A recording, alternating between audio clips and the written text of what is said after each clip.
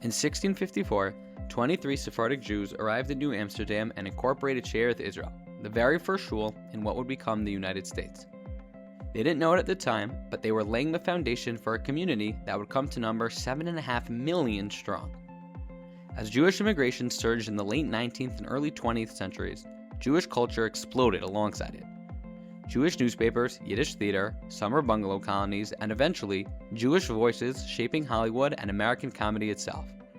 Over time, what started as Jewish culture for Jews filtered into the broader American consciousness. But something interesting has been happening more recently. If the 20th century was about Jewish culture going mainstream, the 21st century has seen an explosion of religious Jewish culture, especially within the Orthodox world. Music, food, vacations, weddings, publishing, entire ecosystems have grown more sophisticated, more invisible, and more influential than ever before.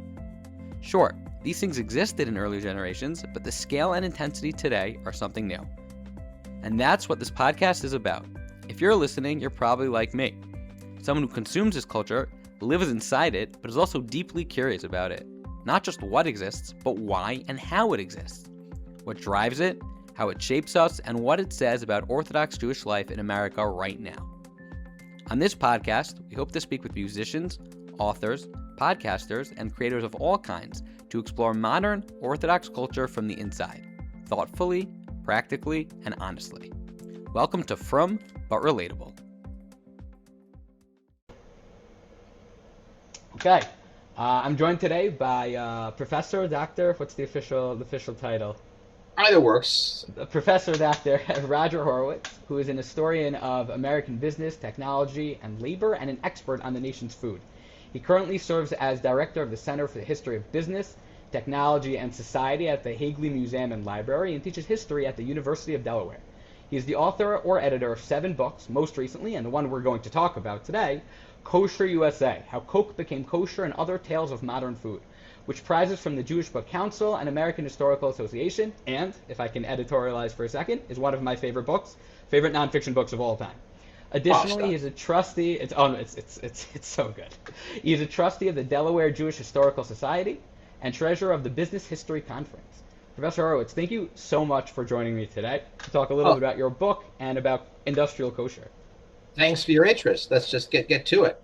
Sure. So the first thing I want to do, and I always like to do, is just get a little bit more background about my guests. What's some of your, quickly, how you grew up, education, interests, and maybe how that ties into some of the work that you eventually, did and currently do. Well, my background actually is relevant to understanding why I wrote this book. I come from a New York Jewish family.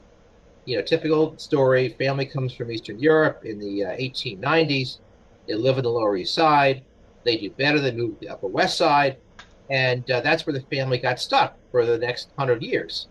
And I moved away, go to college and graduate school, but the family stayed on the Upper West Side. I attended, I got bar mitzvah at B'nai Jeshurun Synagogue on the West Side, big shul there. My family was kosher until my parents got divorced in the early 70s. So that's my background. I became a historian, got my PhD in history, looking at the meatpacking industry is my background there. And as it happens in academia, you sort of move on in topics. I wrote about the actual industry. I've written about meat consumption. And then I moved on to doing kosher food, really prompted by a question from my Uncle Stu, Stuart Schwartz, who read my book about meat consumption and asked me, what do I have to say about kosher meat? And the book didn't talk a lot about kosher meat because kosher meat was and is pretty peripheral to the American meat industry. But I had to think about Stu's question a bit, why that was the case, why I just didn't get into it there. And before I could answer his question, call him back, he died. Seriously, he died. He was quite ill, cancer. He died. And so I was left with this sort of incomplete response to Stu. And Stu, he was an important uncle. He actually introduced my parents. He was friends with my father in college and introduced them and all that. So he was important. He came to the house a lot. Whole interesting story about Stu, which I won't go into. So that it's just what happens when you're a historian. You have the luxury of following something that makes you curious. and it made me curious. I didn't know the answer to it. I wanted to understand it. Of course, I have a Jewish background, and I knew what kosher was, so I started looking into it, and that was the origin of Kosher USA. Thinking about this story, and that led me all sorts of places that we'll talk about more. But the other piece of that, the other family side to this, is that when I started writing this book, my parents were pretty old. My mother lived in New York City, and a lot of the research took place in New York City archives, Orthodox Union Records, or the Center for Jewish History. I was up at the Jewish Theological Seminary for some research. And always I visited my mother when I finished the archives, and it generated this conversation with her about the collections, about what I was doing there, which brought out from her family stories. And so she started telling me family stories that I had not heard before about her mother and father, and also my father's parents who were Orthodox, whereas my mother's parents were conservative Jewish. And so these stories ended up getting wrapped into the book in very profound ways. My father too, we got in conversation. And in the course of this, they got older, and my parents died in the middle of doing the research, very close to each other, delayed the book a long time. But you may not know this, or other people know this who have parents who age. When that happens, your parents feel you slipping away. They know it's there, and they want to be able to talk to you. And this book project I had was also a family project. My father told me stories. My mother told me stories. It became the kind of thing we talked about. And they were still alive when Columbia University Press gave me the contract for the book. It was a big deal. So in the book itself, it's filled in with family stories and family pictures because it was pertinent, it was relevant, it was a way of bringing home as an example just one Jewish family, not a particularly important Jewish family, nothing exceptional at all about our family. And that was really the point, is that this was the way kosher was experienced by a, say, upperly mobile, conservative to not observant Jewish family.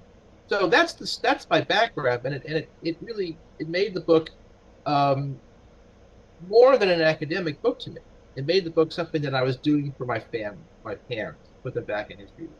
And even now, years later, I feel emotion talking about that. It's true. And you look at this, you read the book, you saw the pictures, you know the stories. Those are things that were told in living rooms and other places, and I remember where those stories took place. So it has a, it's not a personal story in a sense. It's not my trip to kosher and back and so forth, but these family stories did make it a personal effort on my part. I think that's really, really beautiful. Thank you, for really going into detail about that. And I think it also probably connects, I think, nicely to the broader idea, which I think leads to my next question of sort of asking more about the specifics of the rise of industrial cultures, right? It's sort of a, I think many things in Judaism are like this, right? Especially as they make it to the broader sphere. It starts as a family, right? The family, the Jewish unit, they want to do something, and they want to see something that's important to them, some level of, you want to call it Masorah, tradition, whatever. And how do we ensure, it starts local, but how do we make it bigger to ensure the continuity of it? So I think that's a really cool way to sort of connect the way you did it to things more broadly. So once you kind of get into some of the work that you did, and you kind of you go through it, you do your research, and as much as I want to hear all about how you picked the different topics, how it came together, the goal is not to focus on the specific contents of the book, but I want to talk more about, again, industrial kashrus as a concept. Although I would love to hear more about how the specific pieces of the book came together. But let's get to the beginning of the book. One of the first stories you talk about is how Coke became kosher. That's kind of the subtitle. It's a fascinating story with, I'm sure I'm remembering his name correctly, by Tobias Geffen, if I'm remembering his name correctly, in Atlanta. And it's a really, really great story.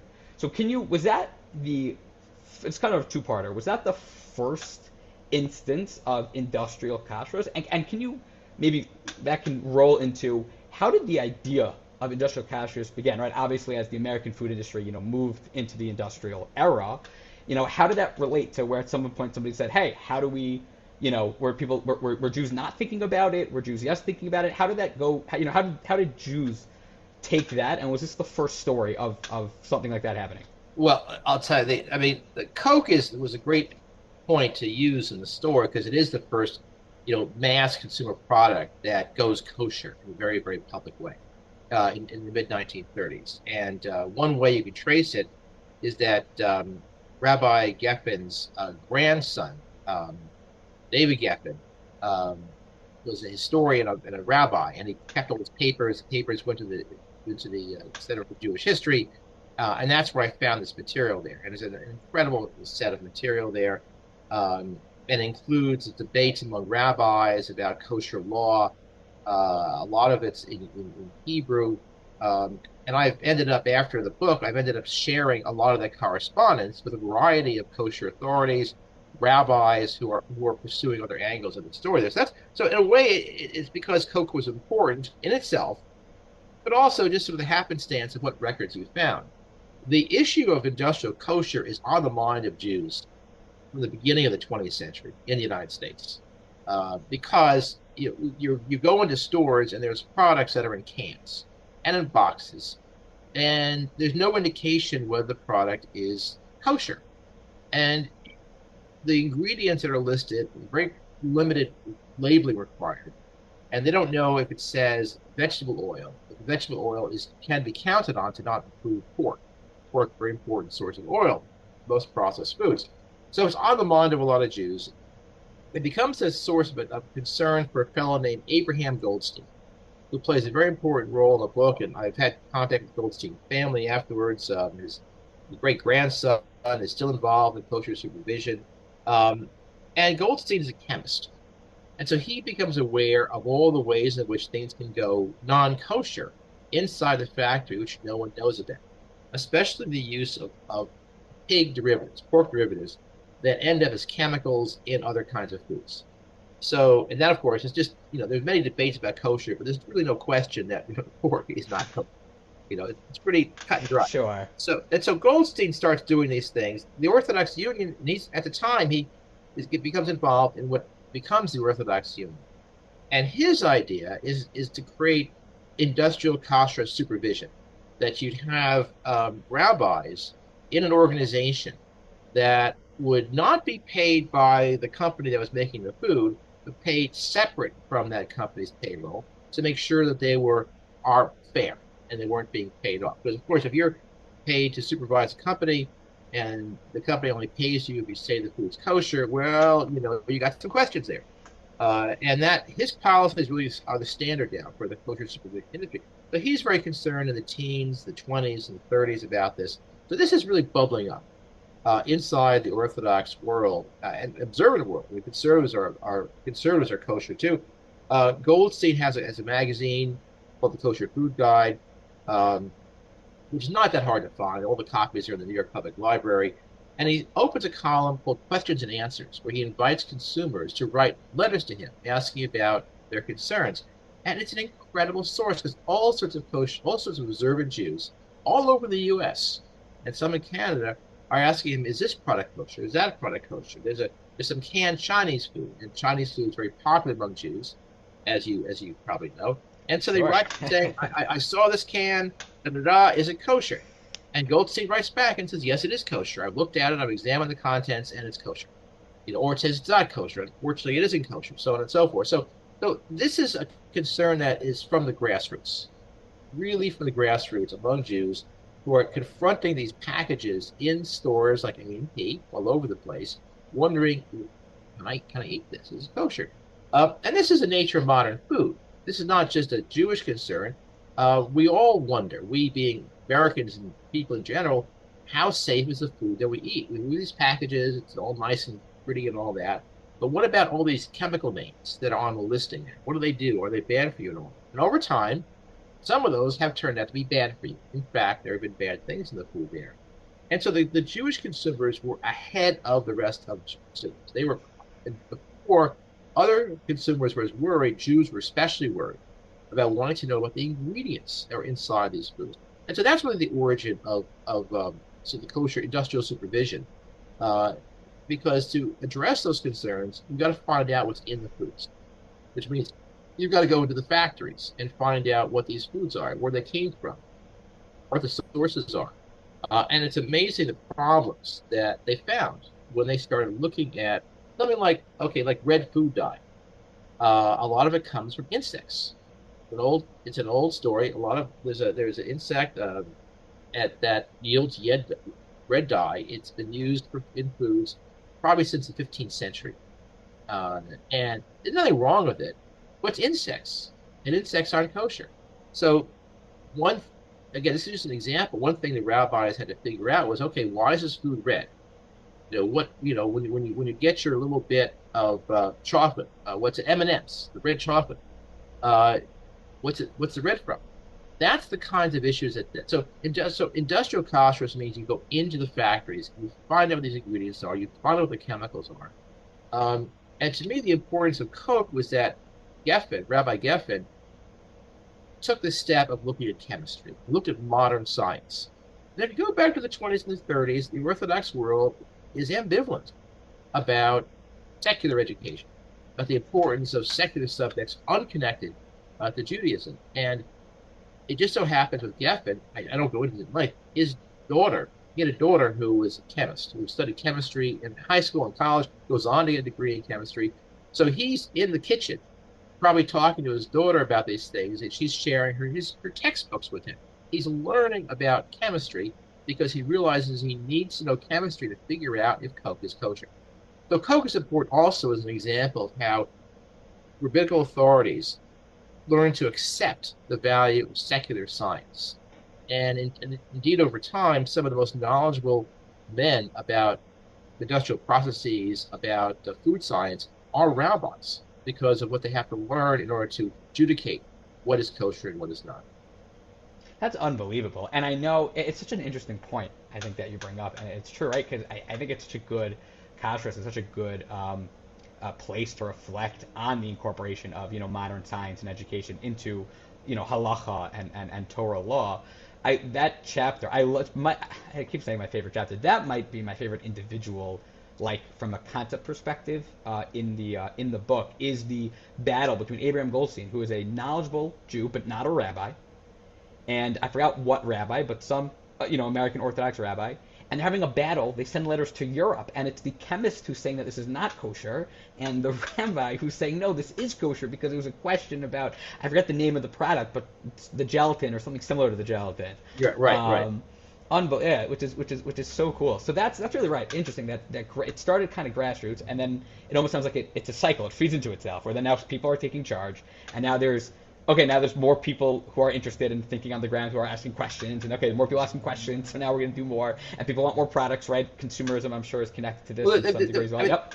There was always a philosophical issue involved, which is that, in Europe, 19th century Europe, rabbis there had developed some ways to accommodate problems that came out of Jews cooking in these small kitchens, and sometimes accidents would happen. You might have, the classic case is you have a chicken that you want to have for Shabbat, and the chicken has a broken leg. And you take it to the rabbi, and what do you do with this? Is it kosher or not?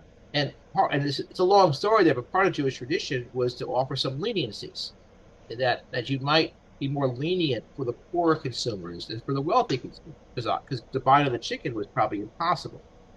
So there's leniencies that are built into kosher law that are followed by rabbis in a lot of places there. And some of those leniencies are used by the food manufacturers, the secular food manufacturers, to try to get away with some things, to incorporate pork derivatives into food, for example, using the principle of bitul nullification to get around that. And so, Geffen looks at this, and other people like Goldstein look at this, and they say, whoa, this is a case that if you leave the barn door open, all this stuff is going to happen. You can't, maybe it was okay, in a kitchen, in a shtetl, in Russia, but if you let, Nabisco do this, if you let Coca-Cola do this, you're creating a huge problem for kosher law in general, and for whether something is kosher. And a lot of Orthodox consumers who were not either skilled chemists or rabbis didn't like these leniencies, because the leniencies were not being applied to, Mrs. Schwartz, who had some butter fall into a stew. And you say, all right, not enough butter to worry about, it's nullified and all that. No, these were industrial companies that were doing this deliberately, systematically, and the rank and file Orthodox Jew did not want these leniencies allowed in industry. And Goldstein was picked up on that, and the rabbis learn the dangers of this. And it's really Goldstein and people like him who get across to the rabbis that this leniency that was okay perhaps 200 years ago in one kitchen, which was written about in a responsa, and you can read the responsa. Not a good idea in the modern kosher world, and that change really happens in the 1950s, where Rabbi Feinstein and some other people really say, "Whoa, we've got to get tougher about this and not allow as many leniencies because we have to protect kosher in these big manufacturing operations that are run by non-Jews, who will definitely cut some corners if they can get away with it." Right, right. And I think that's a great lead-in to next. Can you give, I know it's a lot, but in one of the chapters in the book where it talks about shechita and sort of the movement from, kosher meat to really glatt meat, leads to, I think, one of the best stories in the book with the Hasidic shochtim who get stuck at the airport because they don't understand why you can't bring 20-inch knives through onto an airplane. But can you use that to I know there's a lot of information here, but at least to maybe give a couple minute or whatever, a quicker synopsis on how over time, right, maybe with the influx of other kinds of Jews post-World War II, but how the kashrus and the standards and whatever else comes there has sort of changed from the beginning, from Coke in the 20s and 30s to, 2000, 2010, 2020s. Well, I mean, there's two pieces to the story. One is that you have an influx of Jews after World War II because of Nazis. Many Hasidic groups come in there, and many Hungarian Jews come in there, and that was a more stringent form of Judaism than the Litvak, Lithuanian tradition. There's different traditions there, and there's a number of articles that trace how this results in different standards that have to get worked out among Jews. That's one piece of the story. So hold that for the other piece of the story is that industrial manufacturers want standards that are consistent. That you don't, maybe Jewish manufacturers like Manischewitz back in the day could make different types of built for different tastes, which they did. They made 5 or 6 different types of built fish because different Jewish. But industrial manufacturers want one way. And in a way, the industrial manufacturers made the requirement to be more stringent more effective. Because if you have two groups of Jews that have different standards, one is more liberal than the other, more how to put it, more accepting of different kinds of practices, then if you make it kosher for them, the other Jews aren't going to want it. But if you follow the more stringent policy, then all the Jews will go for it. And so industrial food production actually supported the idea of tougher standards. I mean, isn't that wild if you think about that? But it's a nature of manufacturing. I went to one factory that made salad dressing, and it's a continuous flow of manufacturing. Everything's flowing, it's going on, the bottling, huge quantities being done there, and anytime you had to interrupt that, you lose money.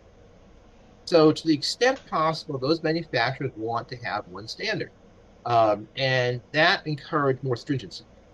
What also made it possible was that organizations like the Orthodox Union, Star K down in Baltimore, other groups, developed ways of figuring out how industrial manufacturers could use ingredients that met Jewish standards. And they facilitated the companies doing it. So if you're a company and you found out that you couldn't use this kind of oil, for example, vegetable oil, because it was being transported in tanker trucks that weren't kosher, or that food grade but not kosher, what do? The OU or OK would say, well, actually, you can get that oil which we certify from company X, Y, and Z. And if you do that, it's okay. So they would also solve the problem. They weren't just, no, you can't do it. They'd say, well, this is not going to work, but this will work.